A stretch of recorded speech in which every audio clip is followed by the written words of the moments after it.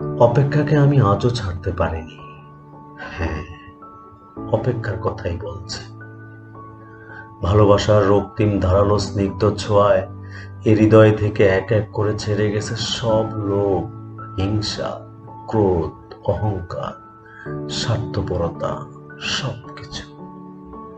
কিন্তু অপেক্ষা অপেক্ষা আমাকে আজও ছেড়ে যেতে পারেনি।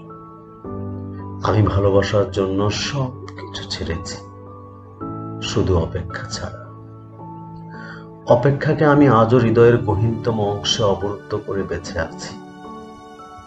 অনেকেই বলে অপেক্ষা হচ্ছে শুদ্ধতম ভালোবাসার প্রকাশ।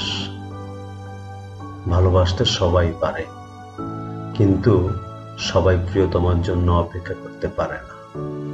আসলে কি তাই? জানি না তো, হবে হয়তো। তবে অপেক্ষার কাছে আমি অনেক ঋণী। প্রিয়তমার জন্য অপেক্ষা আমাকে পাখির মতো সহজ হতে শিখিয়েছে, শিশুর মতো অনাবিল হতে শিখিয়েছে, আকাশের মতো বিশাল হতে শিখিয়েছে, ফুলের মতো স্নিগ্ধ সুন্দর হতে শিখিয়েছে। অপেক্ষা আমাকে সাগরের নীল জলরাশির মতো গভীর হতে শিখিয়েছে, প্রকৃতির মতো স্বচ্ছ হতে শিখিয়েছে, সোনালী সন্ধ্যা মায়াবী মৌনতার মতো নিবিড় হতে শিখিয়েছে।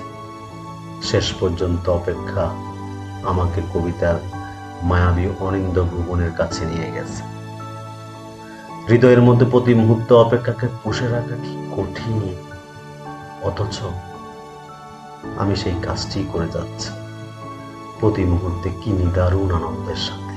আহ, অপেক্ষা, তুমি কত বেদনাদ্র সুন্দর।